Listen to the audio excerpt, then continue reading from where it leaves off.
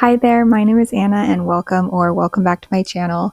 I am going to be sharing the books that I read in August. So I had 5 books that I had chose for my August TBR.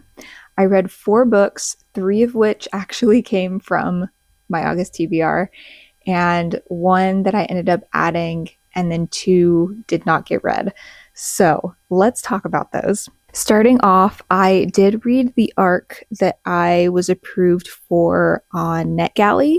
That book was What the River Keeps. I ended up rating this a 3.25 out of 5 stars. I didn't dislike it, but it was definitely more of a romance in ways, but it wasn't in a way that I dislike romance.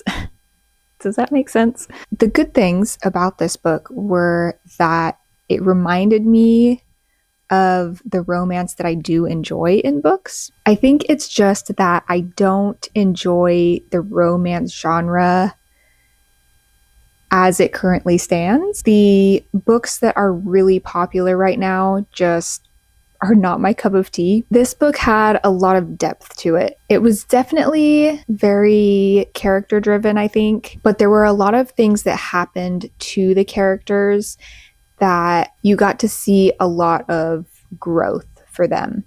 And I did like that. One of the things that I didn't really like about this book was, I don't know if it was really the writing style. I guess it was. It was a little bit confusing. Our main character in this book is a biologist, I believe, and a lot of the conversations that were happening, or a lot of the things that were revolving around her job, almost felt like the author assumed that you would know what they were talking about.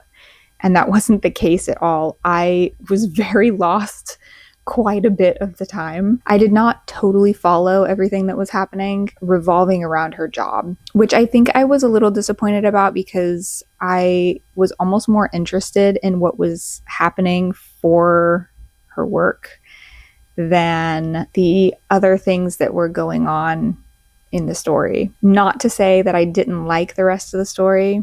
I'm probably not explaining this very well, but anyways, our 2 main characters really dealt with a lot of trauma. Some of that was a little heavy for me. There was also a couple moments in this book that talked about, how do I say this?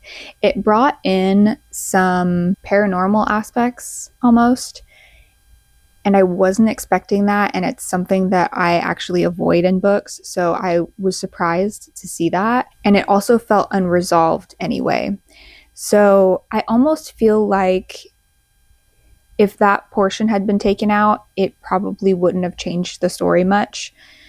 And I felt like it wasn't super necessary, especially because there was no resolution with that. All this to say, I rated it a 3.25. I appreciated that it helped me to enjoy some romance again. The romance in the story was really sweet, and I actually did really like it. It was clean. There was one scene that if you are very sensitive to certain types of content, you may not like that. That may be something that you may not want to read. It wasn't too much for me. I think that it was actually an important part of the story. Okay, moving on to book 2. The second book that I finished in August was, the short story that I read, When We Were Friends. I haven't rated this one yet on Goodreads, and I also haven't reviewed it yet, but I did like this book. It was really just about these 2 friends, and I went into this book pretty much completely blind. I didn't know what it was about. I just chose it because it was a short story, and that was the prompt, I think, that I had chosen, or that ChatGPT chose for me for one of my Kindle reads. So I went into this book not really knowing what it was about, but I did enjoy it. It really was just about these 2 women who became friends because of certain circumstances. The friendship turned kind of toxic, and our main character learned some things. I'll leave it at that. I don't want to give too much away just because it is a short story. It was good and I did enjoy it. And that was, I think, one of the Amazon First Reads books that I had gotten in the past. So I'm glad that I was able to read that one. The next book that I finished was The Case for Christ. So this was actually not originally on my August TBR. The reason that I had picked this one up was because I had been meaning to read it. I hadn't ever read it before. I think I had started it at one point, but because it's a nonfiction, I had set it down and hadn't come back to it. So I ended up getting the audiobook for this. The reason that I had picked this up in August was because I found out that another booktuber, Krista from Books and Jams, she had done kind of like a buddy read for this book throughout the month of August and had 3 live discussions, and I wanted to be able to participate in that. I didn't actually get to attend any of the discussions live, but I did go back and watch them, and it was nice being able to hear some of their thoughts, and it was just really good. It was interesting, and it was just really cool being able to hear a lot of the historical evidence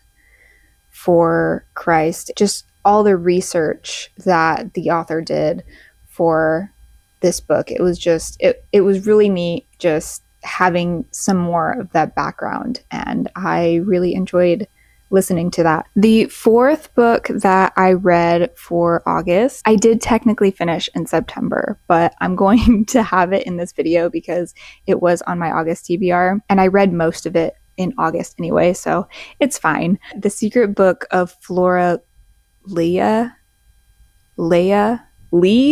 don't know. I really need to look up like how to actually pronounce the title of this book. I was calling it The Secret Book of Flora Lee and realized as I was reading, I wasn't pronouncing it that way throughout the book. I was pronouncing it as more like Leah. And so I'm like, I don't know what the actual way to pronounce her name is. But anyways, I loved this book. Again, I haven't rated this one yet on Goodreads, but I did really enjoy it. I think I'm probably going to give it a 4-star. The reason that it's not higher is because of the turn that it took. I wasn't really expecting it, and when it happened, it felt very far-fetched almost. It wasn't my favorite direction that a book has gone, but overall, I really enjoyed the book. I would recommend it to other people.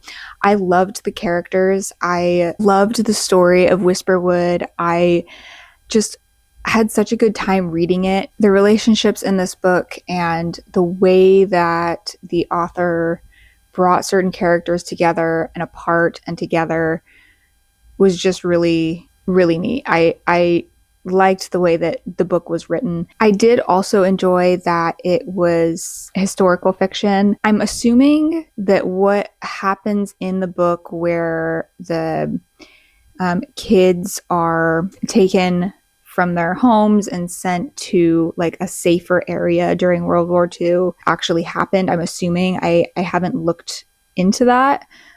This was happening, I think the book took place in England, and so I don't totally know if that actually occurred, but I believe that it did. Just the way that the characters kind of made a home in this new place with this new family, and the way that the characters kind of clung to each other and just the relationships that were formed through that.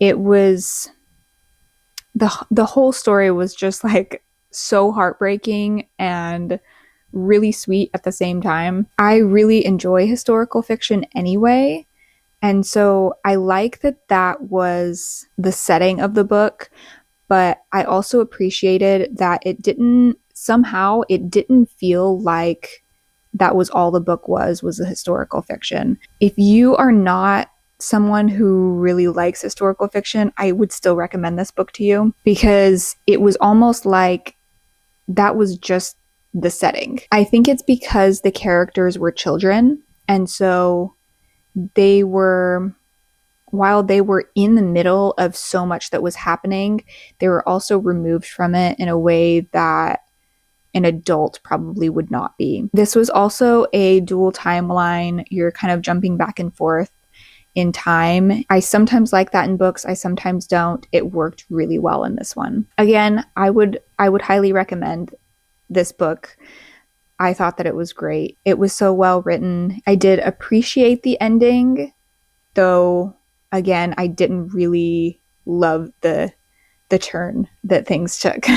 But that's okay. It's still a 4-star, solid 4-star. The two books that I did not get to in August were Into the Water, which is kind of disappointing because this is the book that has been on my TBR the longest, and Land of Silence. Again, a little disappointing because I have been wanting to read this. I feel like I keep picking this up and putting it down. I haven't opened it yet or anything. Like, I haven't started it, but I keep like going for it and then something else comes up. So anyways, eventually I will get to those. I'm putting those back into my TBR jar, so those will be available for a future month. And that's all that I have. Thank you so much for watching. I really enjoyed having a set TBR for August. I didn't stick to it 100%, but I am glad that I had it, and I'm glad that I have one for September. It's actually been really fun, and I just like the surprise of choosing the books or having the books almost chosen for me in a way. I think I will continue doing this in the future. So far, it is working well for me, and it has been fun. And so I like having a variety of books to choose from. Also having like a narrowed down like stack of books to choose from helps a lot in my mood reading. I don't feel so stuck in like, what do I read next? I have a variety, but a small stack to pick, and I love that. I will see you in the next video. I have no idea at the moment what it's going to be, so it's a surprise for me too. But I will see you then, and thank you so much for watching. Bye.